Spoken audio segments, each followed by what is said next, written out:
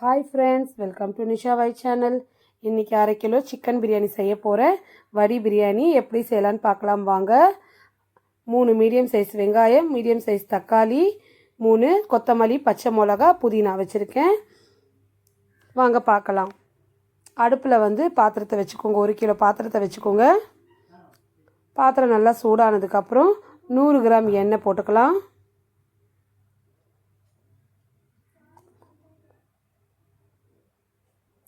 லவங்கம், பட்டை, 3 ஏலக்காய் போட்டுக்கலாம்.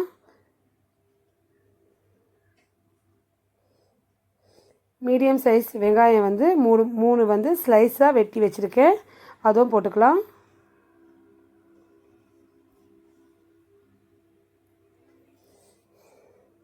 நல்லா பொன்னிறமாக வதங்கட்டும். வெயிட் பண்ணலாம். அது மட்டும் பிரியாணிக்கு மட்டும் நல்லா கலர் சேஞ்ச் ஆகணுங்க. அதுக்கப்புறம் தான் நல்லாயிருக்கும், டேஸ்ட்டும் கொடுக்கும்.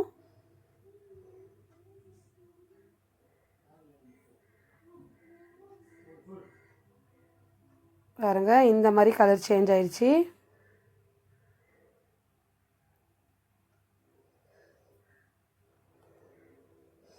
மூணு பச்சை மிளகாய் போட்டுக்கலாம்.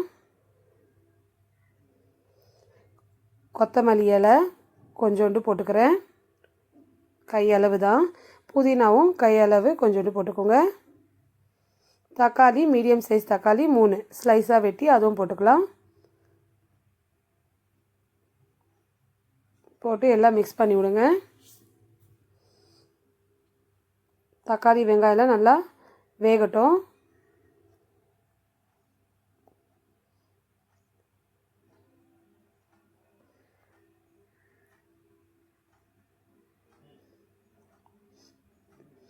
நல்லா வதங்கட்டும். வதங்கி வர மட்டும் வெயிட் பண்ணலாம்.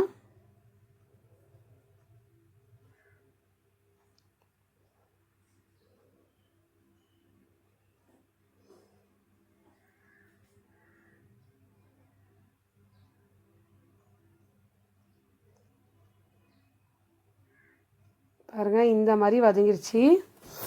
எவ்வளோக்கு எவ்வளோ நல்லா வதக்குறோமோ அப்போ தான் பிரியாணி டேஸ்ட்டாக இருக்கும். அப்போ தான் வாயில் அந்த தக்காளி வெங்காயம்லாம் வராது. மசாலா போட்டுக்கலாம். 1.5 டேபிள் ஸ்பூன் போடுறேன். 1.5 டேபிள் ஸ்பூன் தனி மிளகாய் தூள் போட்டுக்கலாம். 1/4 ஸ்பூன் மஞ்சள் தூள் போடுறேன். போட்டு ஃபுல்லாக மிக்ஸ் பண்ணி விடுங்க.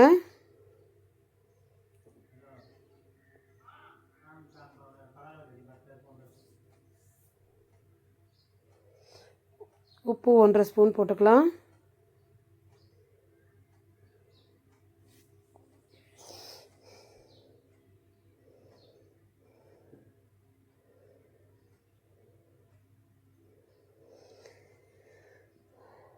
போட்டு நல்லா மிக்ஸ் பண்ணி விடுங்க. உப்பு போட்டதுக்கப்புறம் தான் நல்லா வதங்கிடும் அது. பாருங்கள், வெங்காயம் தக்காளிலாம் சூப்பராக வதங்கிடுச்சு பாருங்கள். இந்த டைமில் இஞ்சி பூண்டு பேஸ்ட்டு போட்டுக்கலாம். நான் பூண்டு 25 கிராம் போடுறேன். இஞ்சி 50 கிராம் அதுவும் போட்டுக்கலாம். போட்டு ஃபுல்லாக நல்லா மிக்ஸ் பண்ணுங்கள். அந்த ஸ்மெல்லெல்லாம் போட்டோம், இஞ்சி பூண்டு ஸ்மெல் போட்டோம். நல்லா வதக்கி விடுங்க.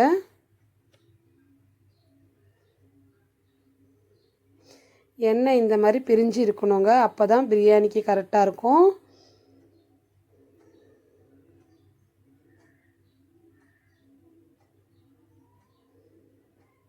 இந்த டைமில் கறி எடுத்து போட்டுக்கலாம். 1/2 கிலோ சிக்கன் போடுறேன். ஏன்னா 1/2 கிலோ அரிசிக்கு 1/2 கிலோ சிக்கன் கரெக்டாக இருக்கும்.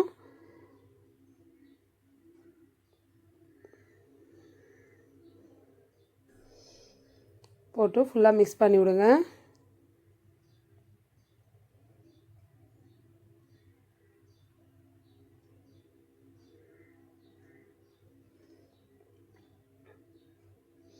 கொஞ்சம் எண்ணெய் பிரிஞ்சு வரட்டும். தயிர் போட்டுக்கலாம்.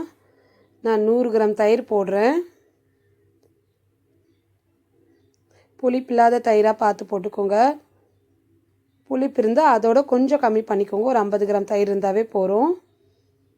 போட்டு ஃபுல்லாக மிக்ஸ் பண்ணிக்கோங்க.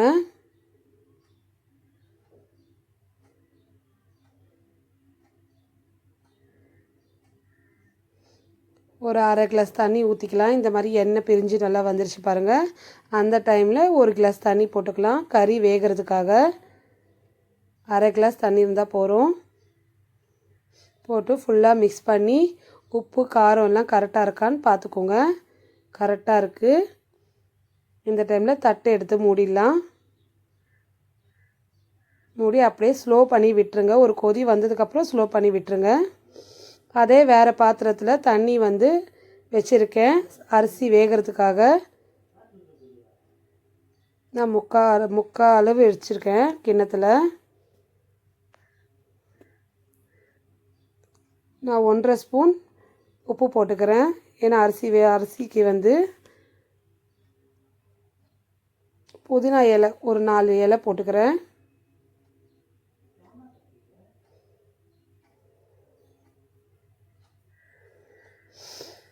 நல்லா கொதி வரட்டும். வெயிட் பண்ணலாம், கொதி வர மட்டும். அரிசி 3 வாட்டி நான் வாஷ் பண்ணி வச்சுருக்கேன். வாஷ் பண்ணி நல்ல தண்ணி போட்டு வச்சுக்கோங்க. அதுக்கப்புறம் தண்ணி நல்லா கொதி வந்துருச்சு. அப்படியே போட்டுக்கலாம்.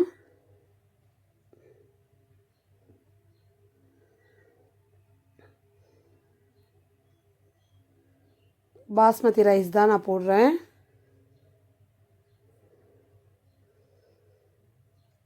போட்டு அப்படியே விட்டுடுங்க. 80% நல்லா வேகட்டும்.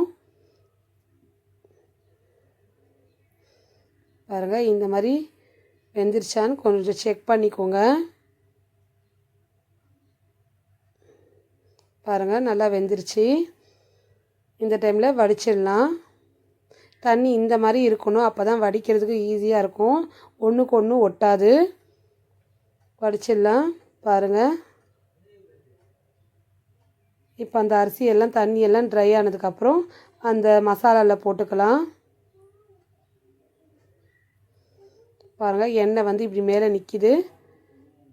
நல்லா கறியும் நல்லா வெந்துருச்சு. இந்த டைமில் அந்த அரிசி எடுத்து அப்படியே எடுத்து போட்டுக்கலாம்.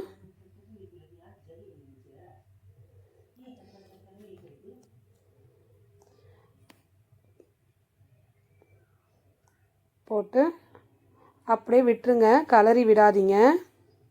தம் ஆகட்டும், அதுக்காக தான். சரி, அப்படியே கரெக்டாக சரி பண்ணி விட்டுட்டு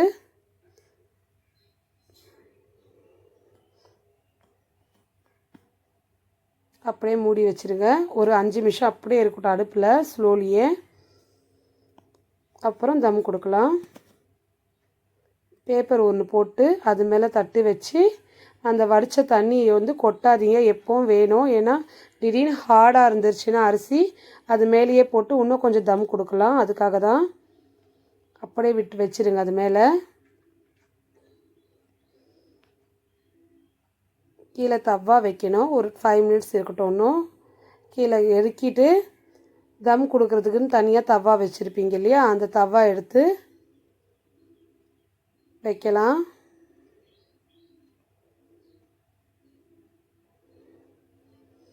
தவா நல்லா சூடாகட்டும்.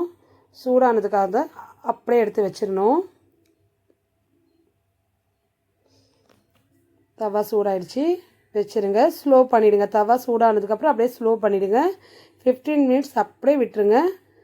அதை டிஸ்டர்பே பண்ணாதீங்க. 15 மினிட்ஸ் ஆனதுக்கப்புறம் ஓப்பன் பண்ணி பார்க்கலாம்.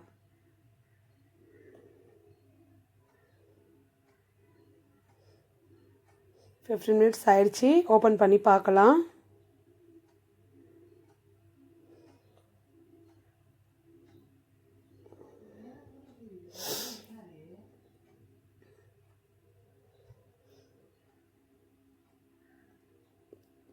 பாருங்கள், இப்போ வந்து கீழேருந்து எடுத்து மசாலா மேலே போட்டு கலரி விடுங்க. பாருங்கள், தண்ணி கொஞ்சம் கூட இல்லை. நல்லா தம்மாயிருக்கு. மசாலாவும் அரிசியும் அந்த சாப்பாடெல்லாம் நல்லா வெள்ளை இல்லாமல் கலரி விடுங்க. கறியும் சாப்பாடாக உடைச்சிடாதீங்க. மொல்லமாக கலரி விடுங்க.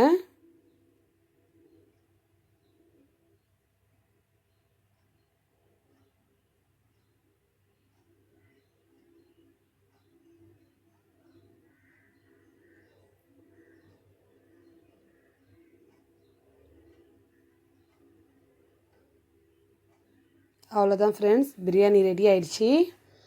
நல்லா சாஃப்டாக கறியும் அரிசியும் நல்லா சாஃப்டாக வெந்து வந்திருக்கு பாருங்கள்.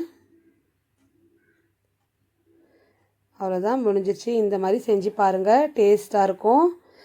செஞ்சு பார்த்து எனக்கு கமெண்ட்டில் சொல்லுங்கள் எப்படி இருக்குன்னு சொல்லி. Thank you friends.